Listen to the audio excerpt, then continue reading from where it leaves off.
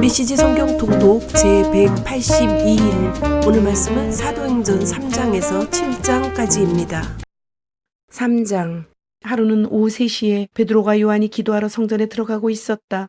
마침 그때 사람들이 라면서부터 걷지 못하던 사람을 메고 왔다. 그는 날마다 아름다운 문이라는 성전문에 앉아 성전에 들어가는 사람들에게 구걸하던 사람이었다. 그는 베드로와 요한이 성전에 들어가려는 것을 보고 구걸을 했다.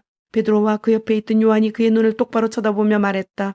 여기를 보시오. 그러자 그는 그들에게서 뭔가 얻을 줄로 생각하고 고개를 들었다. 베드로가 말했다. 나는 동전 한 푼 가진 것이 없지만 내게 있는 것을 당신에게 주겠소. 나사렛 예수 그리스도의 이름으로 걸으시오. 베드로가 그 사람의 오른손을 잡아 일으키자 즉시 그의 발과 발목에 힘이 생겼다. 그는 펄쩍 뛰듯이 일어나 걸었다. 그 사람은 베드로와 요한과 함께 성전으로 들어가서 이리저리 걷고 춤추며 하나님을 찬양했다. 그곳에 있던 사람들 모두가 그가 걸어다니며 하나님을 찬양하는 것을 보았다. 그들은 그가 성전의 아름다운 문에 앉아 구걸하던 사람인 것을 알아보고는 깜짝 놀라 눈을 비볐다. 눈으로 보면서도 도저히 믿기지 않았던 것이다. 그 사람은 기뻐서 어쩔 줄 몰라하며 베드로와 요한을 끌어안았다. 모든 사람이 그 모습을 직접 보려고 그들이 있는 솔로몬 회랑으로 달려왔다. 하나님께로 돌아서라. 사람들이 모인 것을 보고 베드로가 그들에게 말했다. 이스라엘 여러분, 이 일에 왜 이렇게 크게 놀라십니까? 이 사람이 걷게 된 것이 마치 우리 능력이나 경건함 때문인 것처럼 왜 우리를 쳐다보는 것입니까?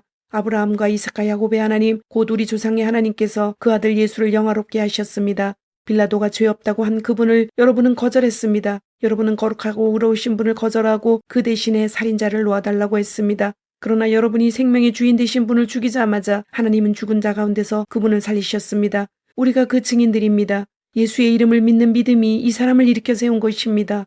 이 사람의 상태는 여러분이 잘 알지 않습니까? 그렇습니다. 바로 믿음, 오직 믿음이 여러분 눈앞에서 이 사람을 완전히 낫게 한 것입니다. 친구 여러분, 예수를 죽일 때 여러분은 자신이 무슨 일을 하는지 몰랐습니다.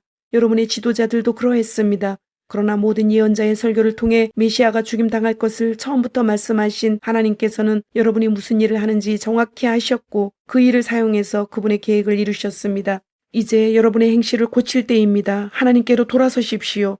그리하면 그분께서 여러분의 죄를 씻어주시고 축복의 소나기를 쏟아부어 여러분을 새롭게 하시며 여러분을 위해 예비하신 메시아 예수를 보내주실 것입니다. 하나님께서 거룩한 옛 예언자들의 설교를 통해 말씀하신 대로 예수는 만물의 질서가 다시 회복될 때까지 하늘에 계셔서 보이지 않을 것입니다. 한 예로 모세는 이렇게 말했습니다. 너희 하나님께서 너희를 위해 너희 동족 가운데서 나와 같은 한 예언자를 일으켜 세우실 것이다. 너희는 그가 하는 말을 다 들어라. 그 예언자의 말을 듣지 않는 사람은 하나도 남김없이 그 백성 가운데서 멸망할 것이다.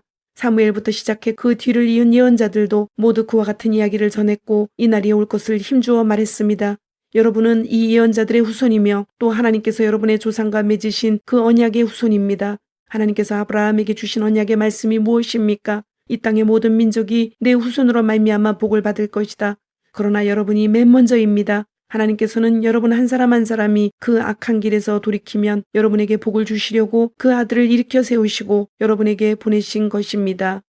4장. 숨길 것이 없다.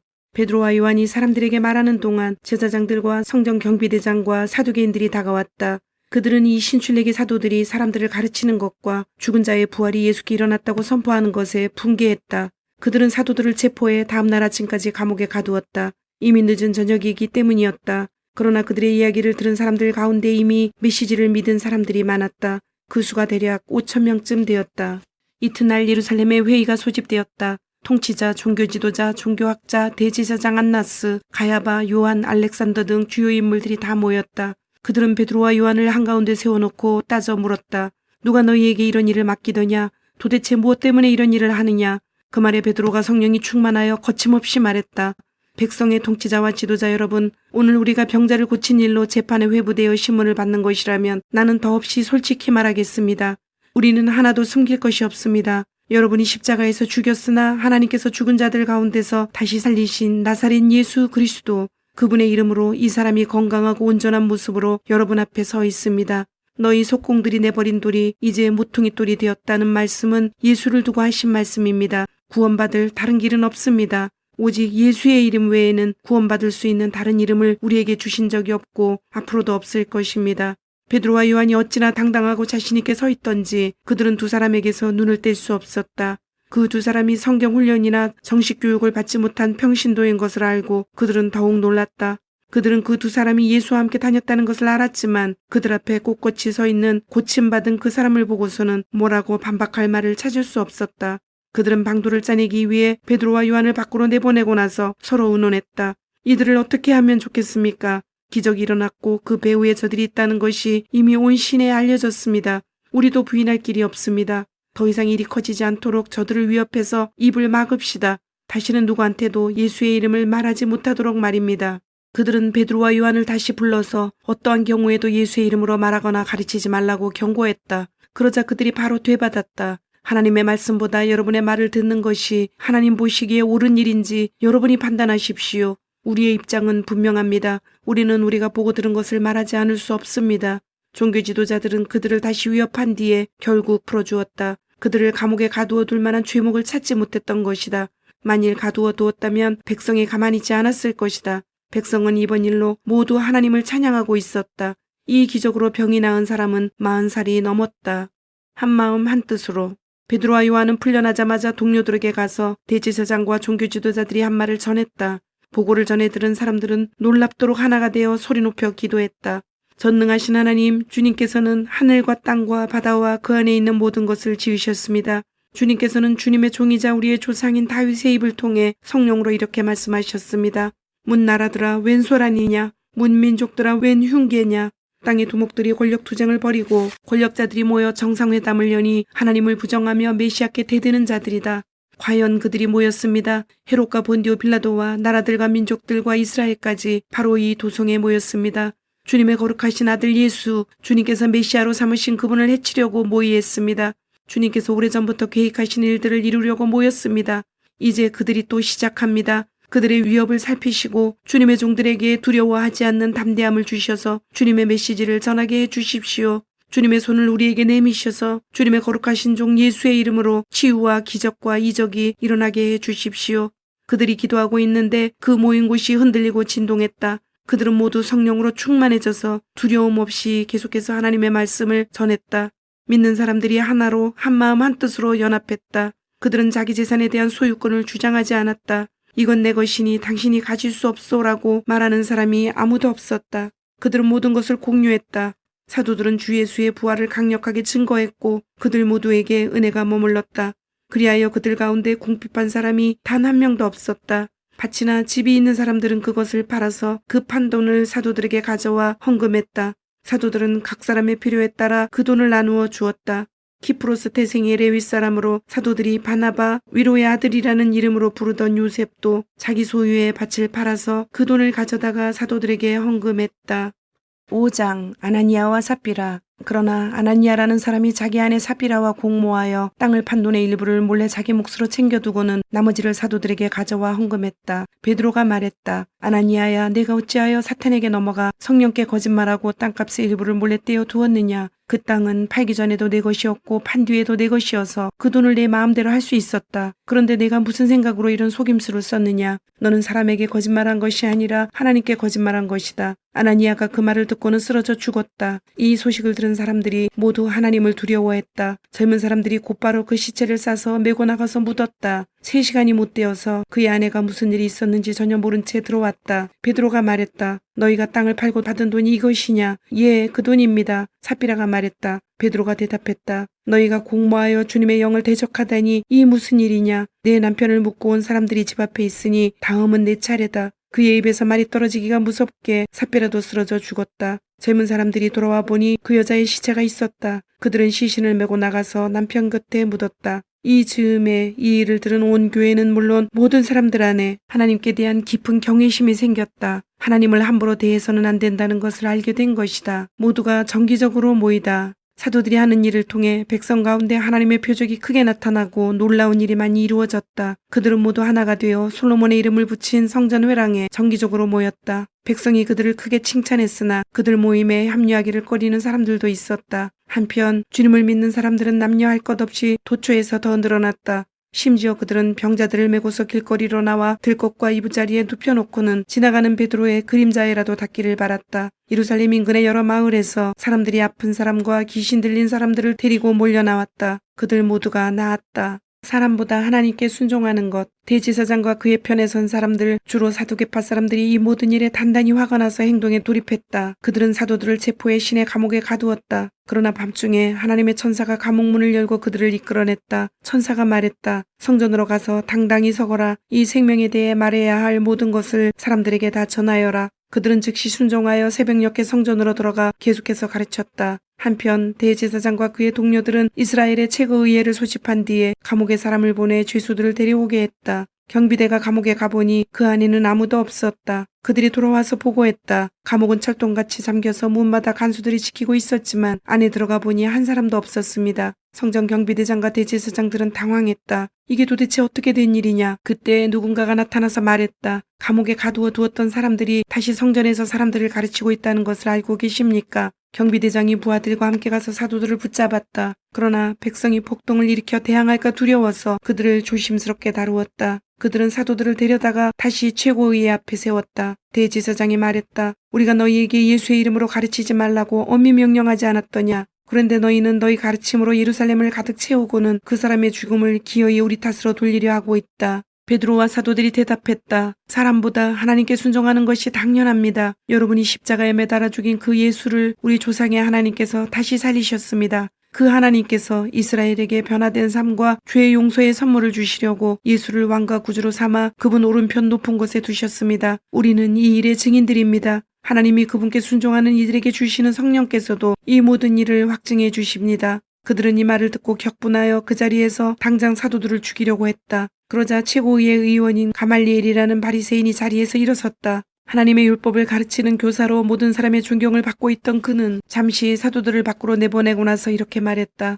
동료 여러분, 이들을 대할 때 조심하십시오. 얼마 전 드다가 대단한 사람인 양 행세하다가 잠깐 유명해져서 400명 정도를 끌어모은 일이 있습니다. 그러나 그가 죽임을 당하자 추종자들도 흩어지고 결국 흐지부지 되고 말았습니다. 그 일이 있고 나서 얼마 후 인구조사 때에는 갈릴리 사람 유다가 나타나서 세력을 불렸으나 그 역시 용두사미로 끝났고 그를 따르던 사람들도 뿔뿔이 흩어지고 말았습니다. 그래서 하는 말입니다. 이 사람들에게서 손을 떼십시오. 그냥 내버려 두세요. 만일 이 계획이나 일이 순전히 인간에게서 난 것이라면 산산이 무너지고 말 것입니다. 하지만 하나님에게서 난 것이라면 여러분이 어떻게 해도 소용없습니다. 괜히 하나님을 대적하는 자가 되지 마십시오. 그 말이 설득력이 있었다. 그들은 사도들을 다시 불러들여 호되게 매질한 다음 예수의 이름으로 말하지 말라고 경고하여 그들을 쫓아냈다. 사도들은 예수의 이름 때문에 치욕당하는 영예를 얻은 것을 크게 기뻐하며 의회에서 나왔다. 그들은 날마다 잠시도 쉬지 않고 예수가 그리스도이심을 성전과 집에서 가르치고 전했다. 6장 하나님의 말씀이 크게 번성하다. 그때 제자들의 수가 급격하게 늘어나면서 그리스말을 하는 신자들이 히브리말을 하는 신자들에 대해 섭섭하게 여기는 마음이 커졌다. 매일 양식을 배급받을 때 자기네 가부들이 차별을 받고 있기 때문이었다. 그래서 12사도는 제자회의를 소집하여 제자들에게 말했다. 우리가 하나님 말씀을 전하고 가르치는 책임을 저버린 채 가난한 사람들을 돌보는 것은 옳지 못합니다. 그러니 여러분 가운데서 모두에게 신임을 얻고 성령 충만하여 분별력 있는 사람 7을 뽑으십시오. 그러면 우리는 이 일을 그들에게 맡기겠습니다. 대신에 우리는 우리가 맡은 본분인 기도하고 하나님 말씀을 전하는 일에 전념하겠습니다. 회중이 그 생각을 아주 좋게 여겼다. 그들은 다음 7사람을 뽑았다. 믿음과 성령이 충만한 사람 스데반, 빌립, 브로고로, 니가노르, 디몬, 바메나, 안디옥 출신의 계종자 니골라. 회중은 그들을 사도들에게 보였다. 사도들은 기도하고 안수하여 그들에게 이를 위임했다. 하나님의 말씀이 크게 번성했다. 예루살렘에 있는 제자들의 수가 어마어마하게 늘고 이 믿음을 따르게 된 제사장들도 많이 생겨났다. 스데반은 하나님의 은혜와 능력이 차고 넘쳐서 백성 가운데 놀라운 일들을 행했다. 그것은 하나님이 그들 가운데 계신다는 틀림없는 표적이었다. 그때 회당에서 온 몇몇 사람들이 그를 반대하고 나서서 변론으로 그를 누르려고 했다. 그 무리는 종이었다가 자유인이 된 구레네 사람, 알렉산드리아 사람, 길리기아와 아시아 출신의 사람들로 이루어져 있었다. 그러나 스데반이 말하자 그들은 그의 지혜와 영적 기계를 당해내지 못했다. 그래서 그들은 몰래 사람들을 매수해 거짓말을 퍼뜨렸다. 이 사람이 모세와 하나님을 저주하는 것을 우리가 들었습니다. 그 말이 백성과 종교 지도자와 종교학자들의 마음을 휘저어 놓았다. 그들은 스데반을 잡아서 최고위의 앞으로 끌고 갔다. 그리고 자신들이 매수한 증인들을 앞세워 이렇게 증언했다. 이 사람은 쉬지 않고 이 거룩한 곳과 하나님의 율법을 욕하고 있습니다. 심지어 우리는 나사렛 예수가 이곳을 무너뜨릴 것이며 또한 모세가 우리에게 준 관습을 다 내버릴 것이라고 그가 말하는 것도 들었습니다. 최고의회에 앉아있던 모든 사람이 스데반을 쳐다보았다. 그들은 그에게서 눈을 뗄 수가 없었다. 그의 얼굴이 천사의 얼굴 같았다. 7장 성령 충만한 스데반. 그때 대제사장이 말했다. 내 자신을 변호할 말이 있느냐? 스데반이 대답했다. 친구 여러분, 아버지와 형제 여러분, 우리 조상 아브라함이 하란으로 이주하기 전 아직 메소포타미아에 있을 때 영광의 하나님이 그에게 나타나서 말씀하셨습니다. 내 고향과 가족을 떠나 내가 네게 보여줄 땅으로 가거라. 그래서 아브라함은 갈대아 사람들의 땅을 떠나 하란으로 옮겨갔습니다. 아버지가 죽은 뒤에 그는 지금 여러분이 살고 있는 이 땅으로 이주해 왔습니다. 그러나 하나님께서는 그에게 아무것도 발붙일 곳조차 주지 않으셨습니다. 그때 아브라함에게는 아들이 없었습니다. 그런데도 하나님은 후에 이 땅을 그와 그의 아들에게 주시겠다고 약속하셨습니다. 하나님은 그의 후손이 낯선 땅으로 이주하여 거기서 400년 동안 종이 되어 가혹한 대우를 받을 것을 그에게 알려주셨습니다. 그러나 하나님께서는 내가 개입해서 너희를 종을 삼은 자들을 처리하고 내 백성을 이끌어내어 이곳에서 나를 예배하게 할 것이다 하고 말씀하셨습니다. 그 후에 하나님은 아브라함과 언약을 맺으시고 할례로 그의 몸에 표를 남기셨습니다. 아브라함은 아들 이삭을 낳고 8해 만에 그 몸에 할례의 표를 남겼습니다. 이삭이 야곱의 아버지가 되고 야곱이 12조상들의 아버지가 되는 동안에 그들은 저마다 언약의 표를 충실히 전했습니다. 그러나 그 조상들은 시기심에 불타서 요셉을 이집트의 노예로 보내버렸습니다. 그럼에도 불구하고 하나님이 그와 함께 하셔서 그를 모든 환난에서 구하셨을 뿐 아니라 그를 이집트 왕 바로의 눈에 띄게 하셨습니다. 바로는 요셉에게 크게 감동받아서 개인적 사물을 비롯해 온 나라 일을 그에게 맡겼습니다. 그 후에 이집트에서부터 가나안까지 전 지역에 기근이 들어 사람들의 고생이 말이 아니었습니다. 배고픈 우리 조상들은 양식을 얻고자 모든 것을 사사시 뒤졌으나 아무것도 찾을 수 없었습니다. 야곱이 이집트에 양식이 있다는 말을 듣고는 우리 조상들을 보내어 알아보게 했습니다. 소문이 사실임을 확인한 뒤에 그들은 양식을 구하려고 이집트로 다시 갔습니다. 그 방문 때 요셉은 형들에게 자신의 정체를 밝히고 야곱 일가를 바로에게 소개했습니다. 이어서 요셉은 아버지 야곱과 75명이나 되는 일가족을 모두 데려오게 했습니다. 그렇게 해서 야곱 일가가 이집트로 가게 된 것입니다. 야곱이 죽고 그 후에 우리 조상들도 죽었습니다. 그들은 세겜으로 옮겨져 전에 아브라함이 하몰의 자손에게 충분한 값을 치르고 산 무덤에 묻혔습니다. 하나님께서 아브라함에게 구원을 약속하신 400년이 다 되어갈 무렵 이집트에 있던 우리 백성의 수가 크게 늘어났습니다. 이제 요셉에 대해 들어보지 못한 왕이 이집트를 다스리고 있었습니다. 그는 우리 민족을 무자비하게 착취했습니다. 갓난아기들을 강제로 버리게 해서 비바람 속에 비참하게 죽게 했습니다. 바로 그러한 때에 모세가 태어났습니다. 그는 무척 준수한 아기였습니다. 부모가 3달 동안 그 아기를 집안에 숨겼으나 더 이상 숨길 수 없게 되자 그를 밖에 내놓았습니다. 그러자 바로의 딸이 그를 구해내어 자기 아들로 삼아 길렀습니다. 모세는 이집트 최고 학교에서 교육을 받았습니다. 그는 사상이나 체력이 모두 대단했습니다. 40살이 되자 모세는 자기 동족 히브리 사람들이 어떻게 지내는지 알고 싶어 그들의 형편을 살피러 나갔습니다. 그는 이집트 사람이 히브리 사람 하나를 괴롭히는 것을 보고는 끼어들어서 그 이집트 사람을 때려 눕히고 싸움에서 진 형제의 원수를 갚았습니다. 그는 히브리 형제들이 자기가 그들 편인 것을 기뻐할 줄 알았습니다. 나아가서 자신을 그들을 구해줄 하나님의 도구로 여길 줄 알았습니다. 그러나 그들은 그렇게 생각하지 않았습니다. 이튿날 히브리 사람 둘이 싸우고 있는데 모세가 다툼을 말리며 그들에게 서로 사이좋게 지내도록 권했습니다. 그대들은 형제 사이인데 왜 서로 치고 싸우는 것이오? 싸움을 시작한 사람이 말했습니다. 누가 당신을 우리 책임자로 세웠소? 어제 이집트 사람을 죽인 것처럼 나도 죽일 셈이요. 모세는 그 말을 듣고 소문이 퍼진 것을 알고는 죽을 힘을 다해 도망하여 미디안 땅에서 나그네로 살았습니다. 나그네로 살면서 그는 2 아들을 낳았습니다. 40년 후 시내산 광야에서 불타는 떨기나무 불꽃으로 가장한 천사가 그에게 나타났습니다. 모세는 자기 눈을 믿을 수 없어 자세히 보려고 다가갔습니다. 그때 그는 하나님의 음성을 들었습니다. 나는 내 조상 아브라함과 이삭과 야곱의 하나님이다. 소스라치게 놀란 모세는 눈을 감고 고개를 돌렸습니다. 하나님께서 말씀하셨습니다. 무릎을 꿇고 기도하여라. 내가 있는 곳은 거룩한 곳, 거룩한 땅이다. 내가 이집트에 있는 내 백성의 괴로움을 보았다. 내가 그들의 신음소리를 들었다. 내가 그들을 도우려고 왔다. 그러니 너는 준비하여라. 내가 너를 이집트로 다시 보내겠다. 이 모세는 전에 사람들로부터 누가 당신을 우리 책임자로 세웠소? 라는 말을 듣고 거부당했던 사람입니다. 이 모세는 불타는 떨기나무 속에서 천사들을 통해 불꽃을 발하시던 하나님께서 지도자와 구원자로 다시 보내신 사람입니다.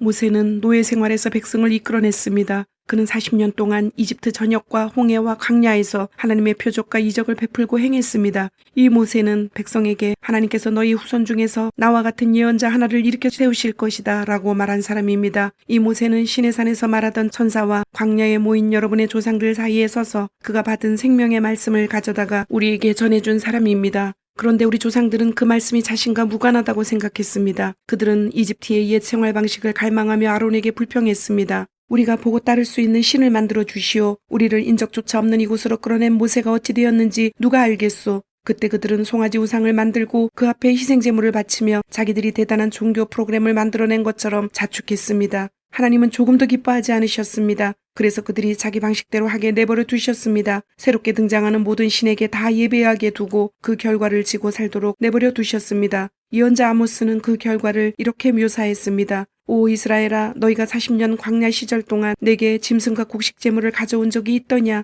전혀 없었다. 너희는 전쟁의 신 음란의 여신에게 산당을 지어주느라 힘을 다해 그들을 예배하느라 너무 바빴다. 그래서 내가 너희를 바벨론의 포로로 보낸 것이다.